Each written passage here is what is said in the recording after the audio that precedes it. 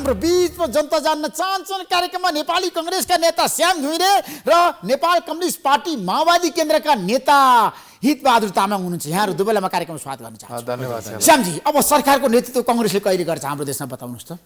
अनि कांग्रेसले सरकारको नेतृत्व कहिले गर्छ भन्नुभन्दा पनि अब त्यो वर्तमान सरकार परिवर्तनको लागि एउटा वातावरण तयार पार्नुपर्ने आजको आवश्यकता हो। कसरी वातावरण तयार पार्ने त? कांग्रेस कहाँ चुकिरहेछ त? होइन, या कांग्रेस चुक्ने कुरै छैन।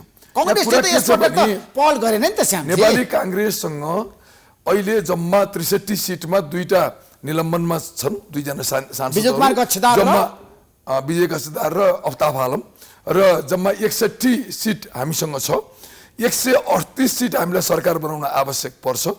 त्यस हिसाबले हामीलाई यो माओवादीको समर्थन छ नि तपाईहरुलाई? होइन, माओवादी मिलाउँदाखेरि पनि सम्पूर्ण माओवादी र प्लस तपाईलाई चाहिँ के छ भने जसपा सबै मिलाउँदाखेरि पनि जम्मा 3टा सिट मात्रै उब्रिने हो। त्यसले गर्दाखेरि अहिलेको अवस्थामा कांग्रेस कहिले नेतृत्वमा पुग्छ, कहिले नेतृत्व गर्न तयार हुन्छ भन्नुभन्दा पहिला त्यसको लागि तीनवटा पार्टी मिल्दाखेरि त्यो मिल्नु पर्यो नि त। त्यो अवस्था छ अहिले, त्यो अवस्था निर्माण भएको छ। होइन, हलो त तपाईलाई चाहिँ के छ भन्दाखेरि माओवादी केन्द्रले आजसम्म तपाईलाई चाहिँ के छ भने आफ्नो सरकारको समर्थन फिर्ता लिएको छैन। अर्कोतिर जसपा विभाजित अवस्थामा छ, जसले आफ्नो एउटा ठोस निर्णय गर्न सकेका छैन। र यो अवस्थामा कांग्रेस एक्लै हतारिएर त हाम्रो त्यो संख्या त पुग्दैन। यो अवस्थामा कसरी नेतृत्वको लागि कांग्रेस तयार हुन सक्छ? अनि माओवादी केन्द्रले केपी शर्मालाई दिएको समर्थन चाहिँ किन फिर्ता नलिएको हितबहादुर तामाङजी? के कारणले? अरु कुनै कारण छैन। यो फिर्ता नलिने भन्या पनि छैन, फिर्ता लिने। तर अहिलेसम्म लिनु भएन नि त तपाईहरुले त? फिर्ता लिन्छ, नलिने कहिले लिनुहुन्छ बताउनुस् आज, जनता जान्न चाहन्छ। यो चाहिँ के भने फिर्ता लिने कुरा कति फिर्ता लिनुहुन्छ आज जनतालाई त आश्वस्त पार्नुस् त? फिर्ता लिने कुरो के भने पार्टीले फिर्ता लिने भनेकै छ। हैन, भनेकै छ, तर कहिले लिने के आधिकारिकता चाहियो नि जनतालाई। अब यो फिर्ता लिनको निमित्त अब अहिले पहिलो कुरो 3 दलको बीचमा सरकार निर्माण गर्ने सम्बन्धमा छलफल भइरहेकै छ र छलफल पनि अगाडि बढ्दैछ। आवश्यक परेको बेला कुनै पनि बेला, अहिले भने अहिले, भोलि भने भोलि, ठ्याक्कै दिन त नभनौँ, तैपनि फिर्ता लिने कुरामा कुनै दुईमा छैन। तर तपाईहरु बार्गेनिङ गरिरहनु भएको छ नि त? होइन, कुनै बार्गेनिङ छैन। किन बार्गेनिङ गर्ने? केपी शर्मा ओलीसँग? होइन, केपी शर्मा ओलीसँग बार्गेनिङ गर्नुपर्ने कुनै कारणै छैन।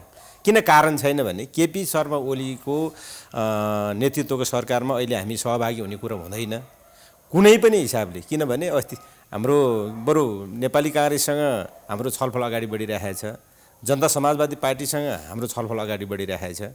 बरु भनौँ न, अब भोलि वैधानिक हैसियत के हुन्छ भन्ने कुरो एउटा कुरो छ, उता माधव नेपालजीहरूसँग बरु हाम्रो छलफल भइरहेछ।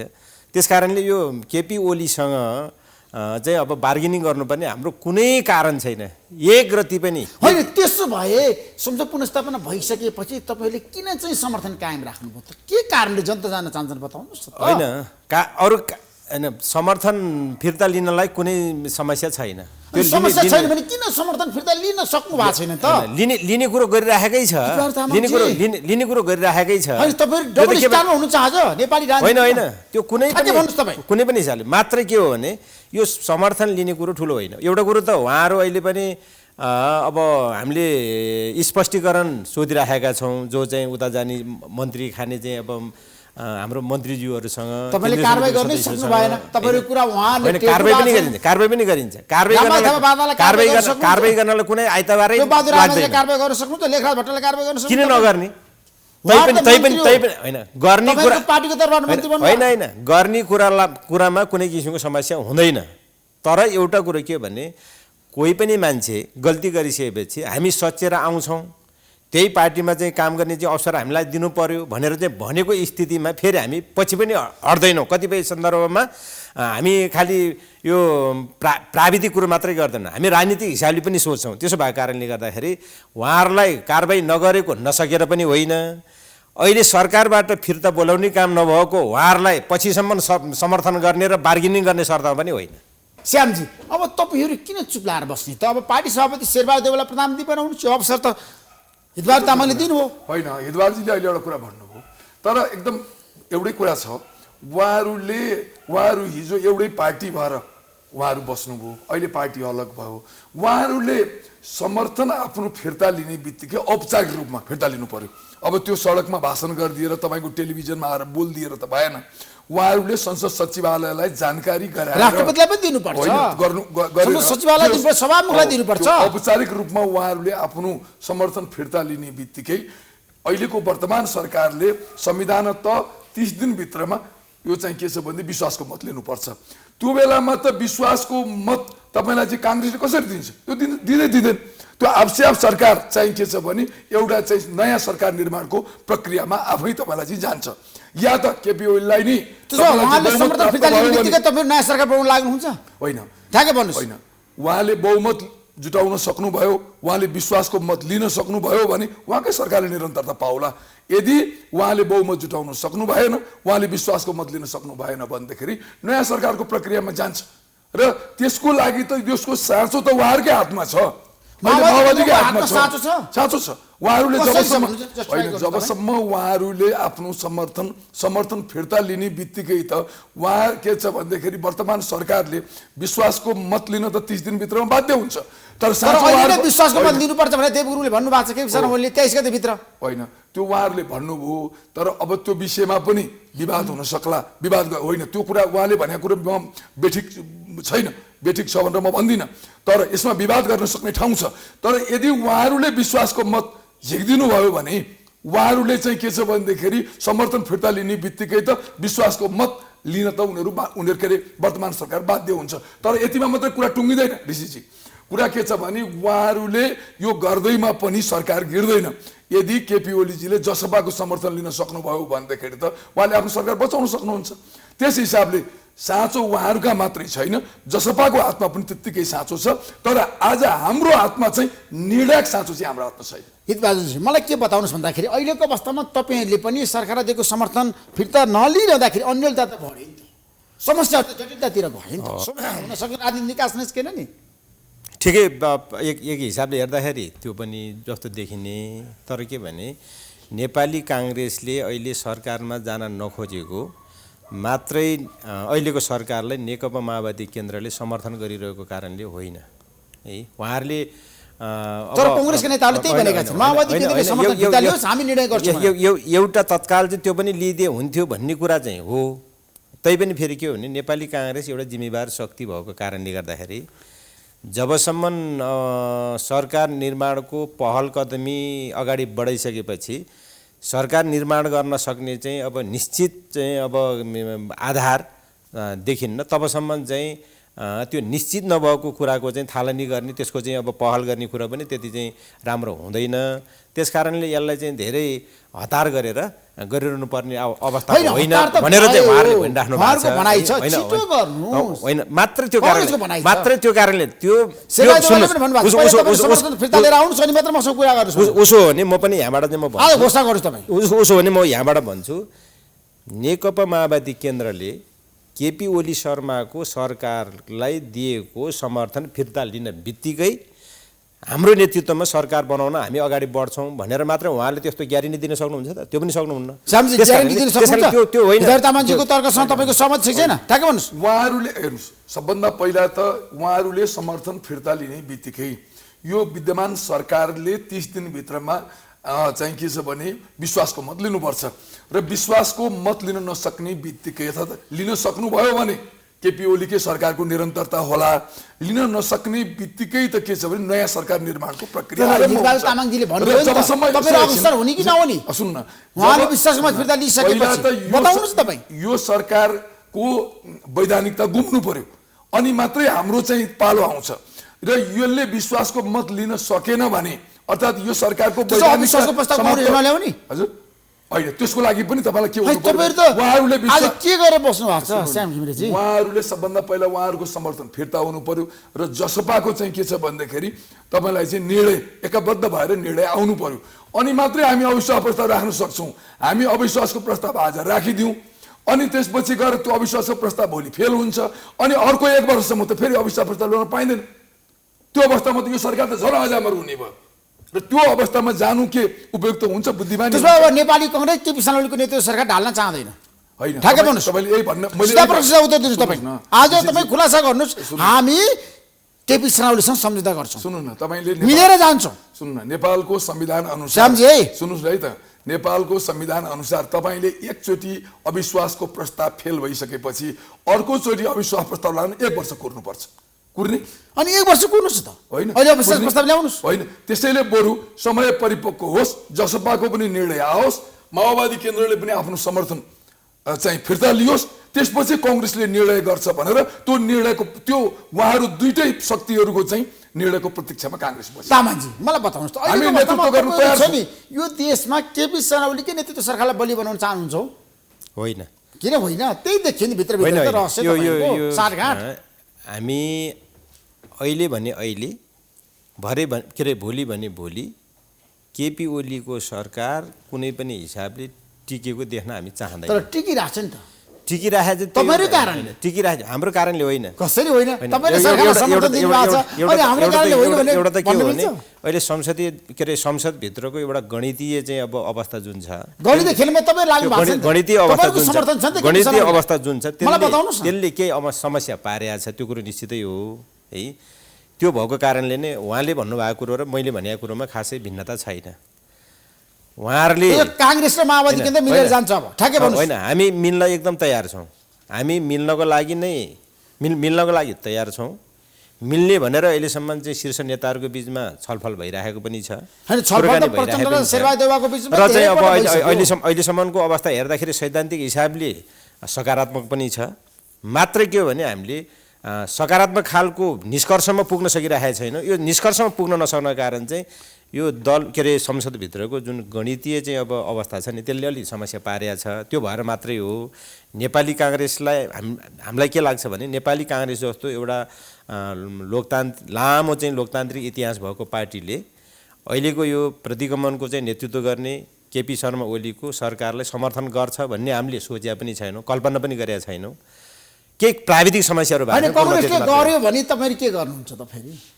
उहाँहरूले गर्नुभयो भने त्यो उहाँहरूको कुरो, इतिहासले पनि मूल्याङ्कन गर्छ। तपाईले गर्न चाहिँ हुने हैन किन? केपी शर्मा ओलीलाई आसन तपाईले समर्थन गरिरहनु भएको छ। हैन हामीले त सैद्धान्तिक रूपमा त हाम्रो चाहिँ समर्थन छँदै छैन अहिले। सैद्धान्तिक रूपमा हामीले हैन व्यवहारिकमा त छैन त। हैन के अरे अब राजनीतिक रूपमा हामीले भण्डाफोर गरेकै छौँ, विरोध जनाइरहेका छौँ। सुन्नु न, अहिले केपी शर्मा ओलीको नेतृत्वको सरकारलाई राजनीतिक हिसाबले हामीले विरोध जनाएका छौँ, भण्डाफोर गरिरहेका छौँ। मात्रै के भने प्राविधिक हिसाबले हामीले फिर्ता लिइसकेका छैनौँ मात्रै। त्यो पनि त्यो फिर्ता लिनको निमित्त हामी कुनै पनि बेला तयार छौँ। अहिले पनि लिन सक्छौँ, भोलि पनि लिन सक्छौँ। मात्रै के भने वातावरण बन्नु पर्यो भन्ने कुरा मात्रै हो। वातावरण बनाएको छैन। वातावरण बनाउनको निमित्त हामी प्रयत्नशील छौँ र कुनै पनि बेला अहिले भने अहिले, भोलि भने भोलि चाहिँ अब लिने कुरामा कुनै दुविधा नै छैन। श्यामजी, अब देशको राजनीतिमा कांग्रेसको भूमिका अत्यन्त कमजोर हो। तपाईँले हेर्नु भएको छ पछिल्लो समय कांग्रेस चुकै छ। कांग्रेस जनताको बिचमा पनि अलोकप्रिय पार्टी भयो। हेर्नुहोस् त अवस्था किन? अब के कारणले? हेर्नुहोस् पुरा त्यो हुँदै होइन। तपाईँले भनेको कुरा मेरो बिल्कुलै सहमति छैन। किन सहमति? कुरा के छ भने तपाईँलाई कांग्रेसले जहिले पनि निर्णय गर्दा तपाईलाई चाहिँ अत्यन्तै परिपक्व र ठोस निर्णय गर्ने गरेको छ। कांग्रेस चुकै छ पछिल्लो समय। सुन्नुस् न, कुरा के छ भने तपाईलाई अहिले हामी सुन्नुस् न, अहिले हामीले अविश्वास प्रस्ताव ल्याइदियौँ। अविश्वासको प्रस्ताव ल्याएपछि जसपाको तपाईलाई एउटा पक्ष तपाईलाई ओलीजीसँगै नजिक हुने कुरा गरिराखेका छ। महन्त ठाकुरले रिपोर्टर्स क्लबमै भनिसक्नुभयो हामी सकारात्मक छौँ प्रधानमन्त्री प्रति हो तर भनेर भनिसक्नु भएको छ। उहाँको निर्णय जबसम्म आउँदैन हामीले अविश्वासको प्रस्ताव ल्याएर अविश्वासको प्रस्ताव फेल भयो भने हामीले अर्को अविश्वासको प्रस्ताव ल्याउनको लागि पनि अर्को 1 वर्ष कुर्नुपर्छ। त्यो अवस्थामा आज अविश्वासको प्रस्ताव ल्याउनु चाहिँ कांग्रेसको बुद्धिमत्तापूर्ण निर्णय हुन्छ या कांग्रेसको ठोस निर्णय हुन्छ र त्यो समयानुकूल निर्णय हुन्छ, पहिलो कुरा। दोस्रो कुरा भनेको कांग्रेस कमजोर भएकै छैन। तपाईँ जिल्लामा आज कांग्रेस प्रवेशको लहर हेर्नु भएको छ। केपी शर्मा ओलीको नेतृत्व सरकार ढाल्न सकेन, त्यसमा तपाईँहरू चुक्नु भएको छ, तपाईँहरू असफल हुनु भएको छ। सुन्नुहोस् न, यो त गणितीय खेल हो। यो गणितीय खेलमा त हामीसँग जम्मा 63, मैले अघि नै भनिसकेँ 63 सिटमा अब जम्मा 61 सिट छ र 61 सिट लिएको 138 चाहिन्छ तपाईलाई चाहिँ सरकार बनाउन। र यो गणितीय खेलमा तपाईँ जतिसुकै सक्षम भए पनि जतिसुकै योग्य भए पनि तपाईँले के गर्न सक्नुहुन्छ? जबसम्म गणितको त्यो चाहिँ संख्या पुग्दैन तबसम्म के गर्ने भन्नुहोस् त? 140 3टा सिट मात्रै बढ्यो। सहकारी गर्नुहुन्छ अरूसँग तपाईँ? किन हामी तयार छौँ नयाँ सरकार बनाउनको लागि। अब एकदम तयार छौँ। तपाईँको सरकार हुन सक्छ, नेपाली कांग्रेसले जहिले पनि राष्ट्रिय राजनीतिमा अप्ठ्यारो पर्दा चाहिँ के छ भने त्यो राष्ट्रिय राजनीतिको नेतृत्व लिन काङ्ग्रेस जहिले पनि तयार भएर अग्रसर भएको छ। तर कुरा त के छ भने जबसम्म तपाईँको त्यो गणितको त्यो सङ्ख्या पुग्दैन तबसम्म के गर्नुहुन्छ? उहाँ र हामी मिलेर पनि पुग्दैन। म उहाँहरूलाई मात्र पनि दोष दिन्न होइन, तर के छ भने उहाँहरू जसपाको निर्णय पनि आउनु पर्यो। होइन, हामी त एकै छौँ। कसरी एक हुनुहुन्छ? अब उहाँहरूले पनि समर्थन फिर्ता लिनु, हाम्रो एउटै कुरा भनाइ के भने समर्थन फिर्ता लिनुभयो भने राष्ट्रिय राजनीतिको कोर्स अगाडि एउटा बढ्छ। त्यो अगाडि बढेपछि किनभने केपी वर्तमान सरकारले तपाईँलाई विश्वासको मत लिनुपर्छ, विश्वासको मत लिन सक्ने कि नसक्ने 30 दिनभित्रमा फैसला हुन्छ, त्यसपछि एउटा कोर्स अगाडि बढ्छ भन्ने कुरा मात्रै हो। तर उहाँहरू र हामी मिल्दैमा पनि त नयाँ सरकार बन्दैन, यहाँ त अर्को शक्ति पनि त मिल्नु पर्यो। समस्या त यहाँ छ नि त। अदालत पनि जानुभयो, अदालतले पनि तपाईँको निर्णयलाई अस्वीकार गर्यो। आज हेर्नुभयो नि, अब के गर्नुहुन्छ तपाईँहरू? हेर्नुहोस् त, अदालतले हामीलाई न्याय दिएन, हामी चुक्या होइन। अदालत चुकेको। अदालत कसरी चुक्यो? किन चुकेन भने यद्यपि हामी अदालतको फैसला कार्यान्वयन गर्छौँ, तर पनि फेरि के भने अदालत चुकेकै छ। किन चुकिया छ भने अदालतले यो बिचमा दल सम्बन्धी के अरे यो मुलुकमा 3 वटा चाहिँ फैसलाहरू गरे। एउटा फैसला जो फागुन 11 गते गरेको थियो, त्यो प्रतिनिधि सभाको पुनर्स्थापना गरेर त्यो स्वागत योग्य थियो, ऐतिहासिक थियो र त्यो चाहिँ एउटा ठुलो चाहिँ नेपाली जनताले ठुलो चाहिँ ब्याटलमा चाहिँ विजय हासिल तपाईँहरूको निर्णयमा अदालत जाने बित्तिकै तपाईँहरूको समर्थन जाने बित्तिकै अब उता फागुन 23 समर्थन गर्नुहुन्छ, अनि तपाईँहरूको पक्ष नहुने बित्तिकै फागुन 23 गते जुन खालको निर्णय गर्यो सर्वोच्च अदालतले, त्यो आफैमा विरोधाभास थियो। किन विरोधाभास थियो भने संवैधानिक इजलासले गरेको फैसलालाई समेत अब के अरे विवादसँग के अरे फैसलासँग चाहिँ बाजिने खालको निर्णय थियो र ऋण निवेदकले माग दाबी गरेको भन्दा बाहिरको चाहिँ फैसला गरेको थियो। दल सम्बन्धी चाहिँ अब राजनीतिक के अरे मुलुकमा चाहिँ राजनीतिक दलहरू मिल्न पनि सक्छन्, अलग हुन पनि सक्छन्, त्यो संविधानले त्यो किसिमको चाहिँ अधिकार दिएको छ। तर के हो भने दुईटा मिलेर चाहिँ एउटै बनेको पार्टीलाई अलग पूर्ववत अवस्थामा चाहिँ अब फर्काउने काम जुन गर्यो त्यो चाहिँ गैर न्यायिक थियो, त्यो असंवैधानिक थियो र त्यो एक